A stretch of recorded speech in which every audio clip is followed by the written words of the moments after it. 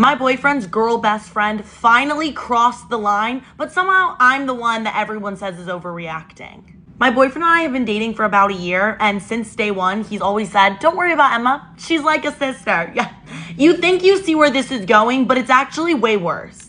Apparently, they've been best friends since freshman year of college. They text constantly, get lunch at least once a week. She even has a key to his apartment so that she can watch his dog sometimes. How cute. Listen, I tried to be the chill girlfriend about it. I really did. When she would FaceTime him randomly at 11 p.m., wouldn't say anything. When there would be group dinners and she had to sit by him, like literally throw a fit and make somebody move so she could sit next to him, again, I thought it was weird, didn't say anything. But finally, I did mention something when she kept making comments like, yeah, well, just remember that I knew him first, so if you think that you two are close, just imagine how close we are. That's when I said something to my boyfriend. I was like, okay, it's a little weird, makes me a little uncomfortable, and he told me I was just being insecure. I decided, you know what?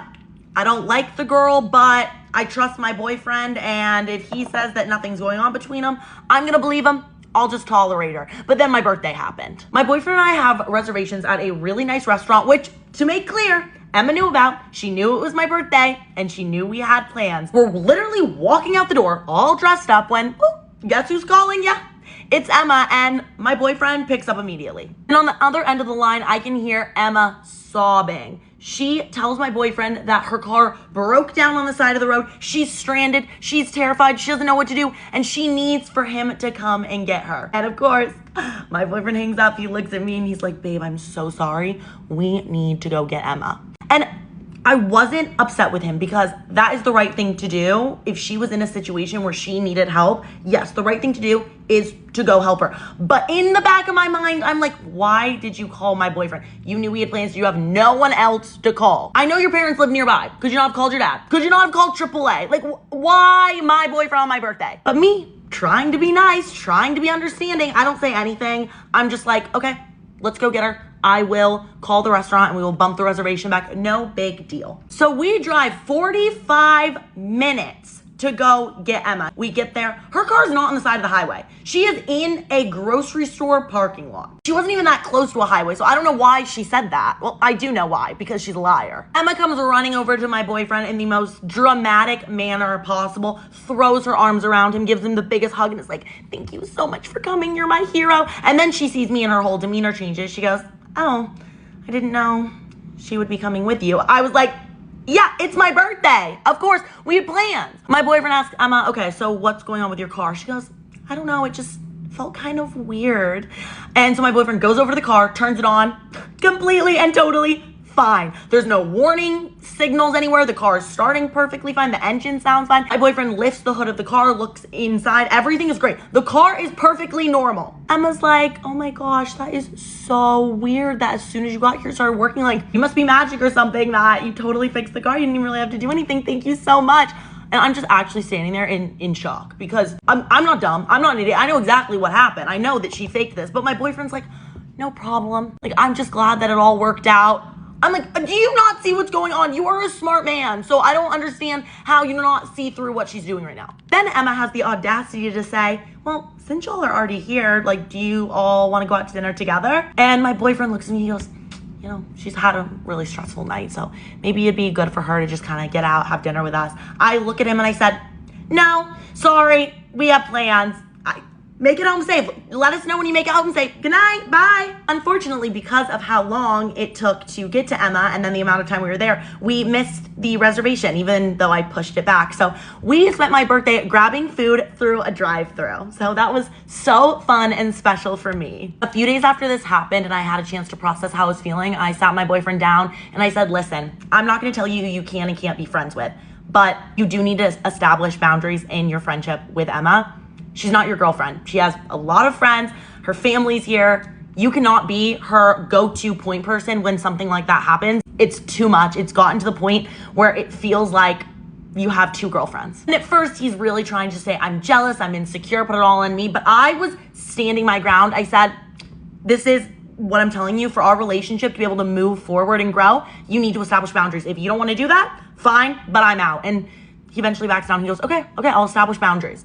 Plot twist, he didn't. 3 weeks passed, and I'm actually thinking that things are changing and boundaries had been established because there was no more late night calls, no more constant texting. I actually saw a little bit of a switch, but that's when my boyfriend tells me he is going to be going out and grabbing drinks with some of his friends from work. Totally fine. Have fun, babe. At about 10 p.m., I get a text message from one of my friends that just says, what's going on? And it's a photo of my boyfriend sitting right next to Emma at a table at the bar, not across from each other. They were sitting side by side. No one else there, no other friends, no coworkers, just the two of them sitting really close.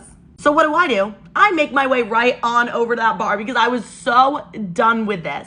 I show up and they're still there. I walk right up to the table. I said, wait, so crazy seeing you two here. I thought that, babe, you were gonna be hanging out with your coworkers tonight. I actually don't see a single coworker here because Emma doesn't even work with you. My boyfriend starts fumbling with his words. He's like, well, everyone else left and I didn't want Emma to be alone and blah, blah, blah. I was like, wow, aren't you so considerate? Emma's not saying a single word. She's just sitting there having a little smirk on her face. She's so ecstatic with how everything is going down. So I say to them, so sorry to intrude on y'all's date. I'm gonna get going. I actually need to go home and pack my things because I'm moving out of my apartment. So have a good night. I turn, I walk off, and of course, my boyfriend is right behind me, chasing me, and somehow he's angry at me. I kind of expected him to maybe apologize and try and win me back, but he's like, you're crazy. I can't believe you showed up here like that. You have people spying on me. I said, whoa, hold up. I do not have anyone spying on you. You are out in public, not behaving correctly and being a bad boyfriend. And guess what? I have friends. So if they see you out in public disrespecting me in our relationship, they're gonna say something to me. I told him it's the fact that you have the nerve to openly disrespect me at a very crowded, public, popular bar that you know my friends are always at. So I wonder what you're doing to disrespect me in our relationship behind closed doors. So we go home and I am 100% ready to leave this man. I am packing all my things in a suitcase. Like, I am done.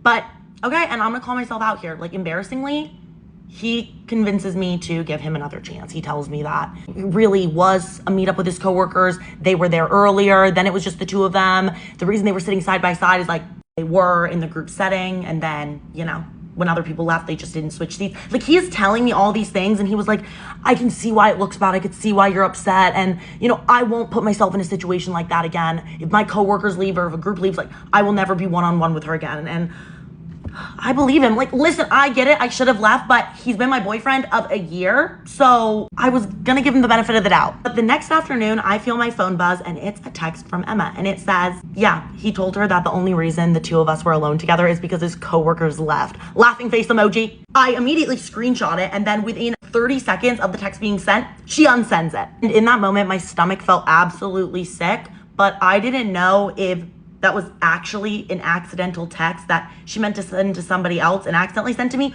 or if she was being manipulative and did that to try and make me doubt my boyfriend and think he was lying. So I go straight up to my boyfriend, I show him the text, and I 100% expect him to deny, but he just sighs and says, I don't know what to tell you. I just wanted to hang out with her one-on-one. Then he starts bumbling off his excuses. He's like, you know, I just knew that you would overreact about the whole thing, so it would just be easier not to tell you. It's not a big deal. It doesn't mean anything, blah, blah, blah. It's lie after lie after lie after lie. And as he's in the middle of giving his explanation, I pick up my keys and I just walk right out the door because I was done with that man and that relationship. But since I broke up with him, a lot has happened and I've learned a lot more information about what was going on behind my back. So let me know if you want an update.